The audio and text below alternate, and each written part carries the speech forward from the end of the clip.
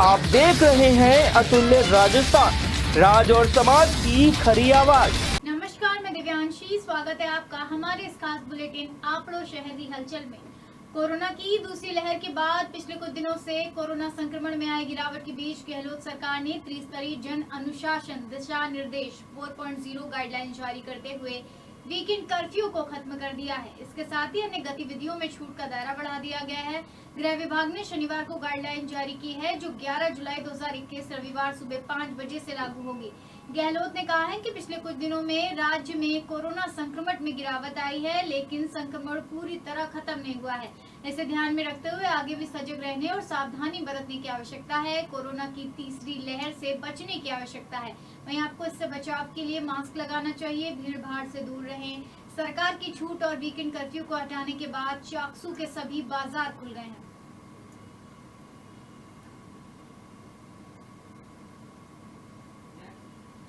सरकारी कर्मचारी अपने काम के प्रति कितने लापरवाह होते हैं, ये तो जग जाहिर है। कभी कभी तो इनकी लापरवाही आमजन के लिए जानलेवा साबित हो जाती है। ऐसा ही एक उदाहरण बगरू कस्बे के मुख्य बस स्टैंड पर देखने को मिला, जहां बस स्टैंड के मुख्य चौराहे के बड़े नाले का 5 दिन से टूटा पड़ा फेरो कवर हादसों को निमंत्रण दे रहा है। ग्रामीणों ने नगर पालिका प्रशासन को कई बार इसकी सूचना दी। राहगीरों की जान जोखिम में है, पर पालिका प्रशासन कुंभकर्णी नींद सो रहा है। टूटे फेरो कवर के चारों ओर पत्थर लगाकर इतिश्री कर ली गई है। गौरतलब है कि बगरू नगर पालिका पिछले कुछ दिनों से वर्चस्व की राजनीति का अखाड़ा बना हुआ है। किसी को आमजन की परवाह नहीं है कि प्रशासन किसी बड़े हादसे का इंतजार कर रहा है।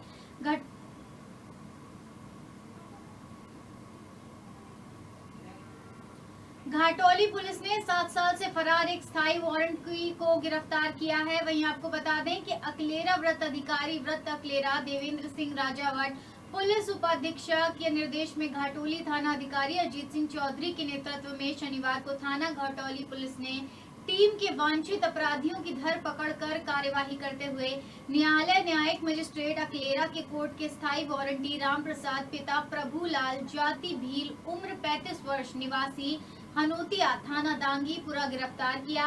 न्यायालय में पेश किया जाएगा। वहीं गठित टीम अजीत सिंह चौधरी, उप निरीक्षक थानाधिकारी छोटू लाल हेड कानी, मुकेश कुमार कानी, अभय सिंह कानी घाटोली, इस कार्य में वसीम अकरम कानी की विशेष भूमिका रही। निकटवर्ती Keshwana industrial area glass factory में लगी भीषण आग। वहीं आग ग्लास फैक्ट्री पैकिंग यार्ड में रखे लकड़ी के डिब्बे में लग गई। बेकाबू पनियाला थाना अंतर्गत पनियाला पुलिस सहित आसपास का पुलिस जाब्ता मौके पर मौजूदा शाहपुर कोटपुतली बहरोड नीमराना की लगभग 5-6 दमकलों के जरिए आग पर काबू पाने के प्रयास जारी हैं। डीडवाना शहर से निकलने वाली सुक्का रोड के पास कबाड़ी के गोदाम में बीती रात लगी भीषण आग से कबाड़ी का कब्बाड़ जलकर खाक हो गया। आग लगने के कारणों का अब तक पता नहीं चल पाया है। रात लगभग 1 बजे नगर पालिका दमकल प्रभारी बेगराज पावड़िया को दूरभाष से आग लगने की जानकारी मिली, जिसके बाद दमकल आग बुझाने मौके पर पहुंची। आग की भयावहता को देखते हुए कुचामन व लाडन से भी दमकल बुलाई गई। 3 दमकल और ट्रैक्टर टैंकरों की सहायता से सुबह लगभग 7 बजे आग पर काबू पाया जा सका। लगभग 25 टैंकर पानी का उपयोग आग बुझाने के लिए किया गया। कबाड़ी के सामान का काफी नुकसान हुआ। घटना शहर से बाहर की होने के चलते गनीमत रही कि अन्य स्थल आग की चपेट में नहीं आए।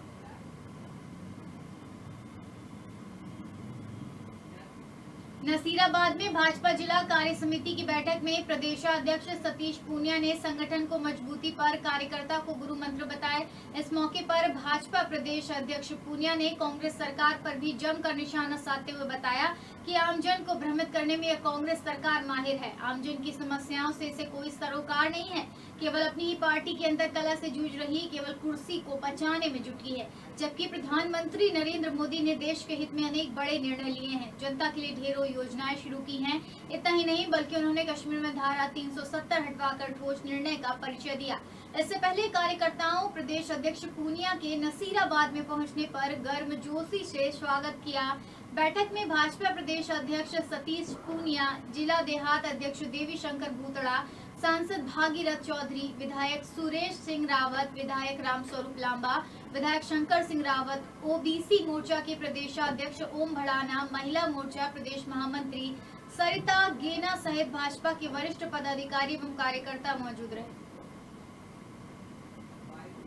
का राजनीतिक दल है और हम एक बराबर समय पर पार्टी की विभिन्न बैठकों का आयोजन करते हैं। आज इसी सिलसिले में अजमेर की बैठक है जिसमें पार्टी की हम एक लेखा जोखा करेंगे संगठन का, नीचे तक किस तरीके से विस्तार हुआ, कार्यक्रम आगामी किस तरीके से होंगे और इसके साथ साथ जो जनोन्मुखी कार्यक्रम है, जनता के मिजाज के जो कार्यक्रम है, आंदोलन से लेकर तमाम मुद्दों पर चर्चा होगी।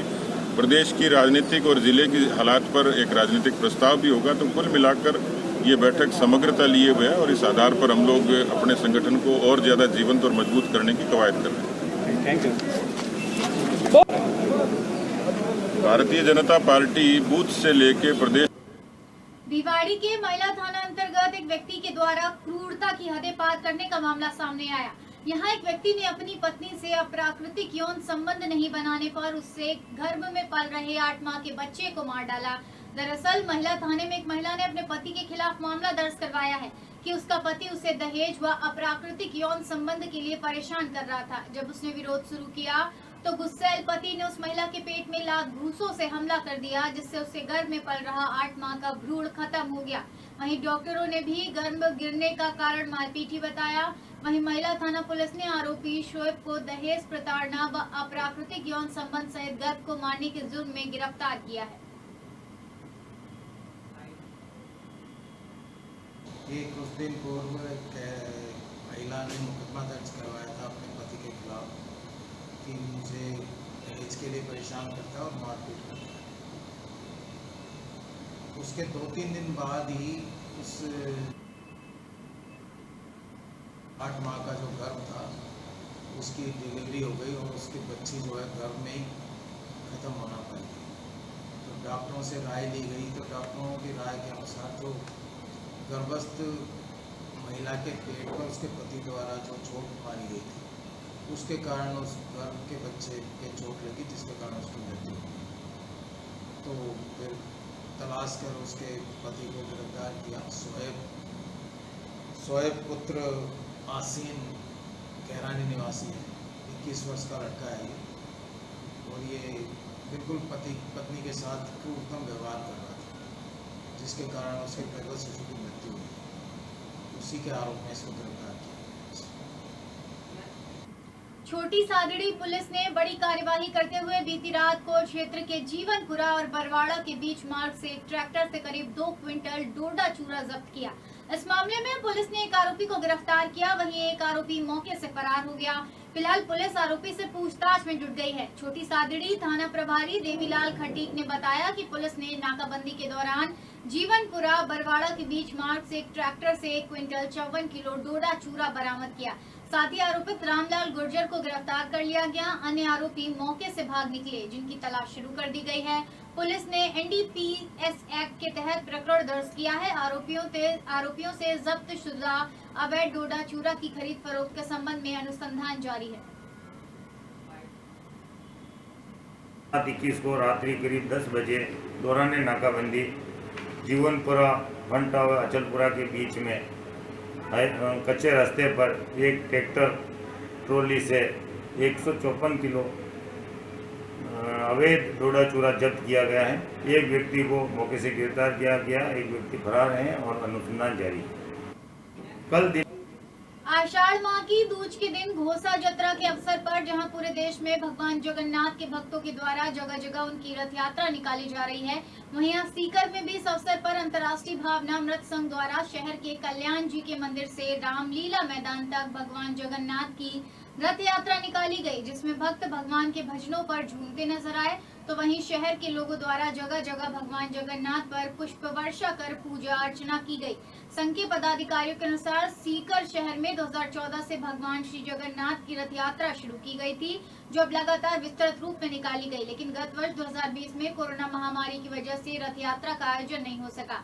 वहीं अब इस वर्ष हमने कोरोना प्रोटोकॉल्स का ध्यान रखते हुए शहर के कल्याण जी मंदिर से रामलीला मैदान तक ये यात्रा निकाली, जहां शहर के लोगों द्वारा जगह जगह पर भगवान की पूजा अर्चना की गई। हरे कृष्णा। अंतर्राष्ट्रीय कृष्ण भावनामृत संघ सीकर द्वारा इस बार कोरोना के चलते हुए संक्षिप्त रूप से जगन्नाथ जी की पालकी यात्रा निकाली गई।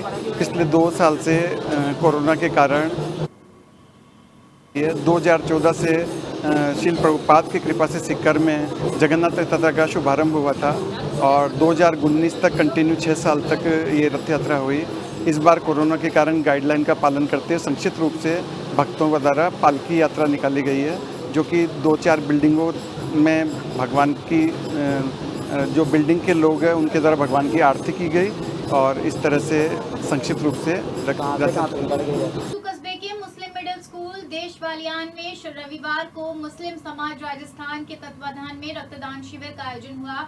शिविर में चाकसू विधायक विकास सोलंकी ने कहा कि रक्तदान से बढ़कर जीवन में कोई सेवा नहीं है, क्योंकि रक्तदान से हम जरूरतमंद को नया जीवन दे सकते हैं। इसलिए हर स्वस्थ व्यक्ति को रक्तदान करना चाहिए। कार्यक्रम में मुख्य अतिथि टोंक रेल बचाव संघर्ष समिति के अध्यक्ष अनवर खान रहे। मुस्लिम महासभा के प्रदेश प्रभारी इकबाल भाटी ने बताया कि शिविर 80 यूनिट रक्त एकत्रित किया गया। इस मौके पर मोहम्मद इरशाद, अब्दुल हमीद डैडी, अवध शर्मा, रमन खंडेलवाल, आसिफ खान, अली शेर सहित अनेक लोग मौजूद थे। हमारे इस खास बुलेटिन आपड़ो शहरी हलचल में फिलहाल के लिए बस इतना ही और अधिक खबरों के ताजा अपडेट्स के लिए आप देखते रहिए अतुल्य राजस्थान।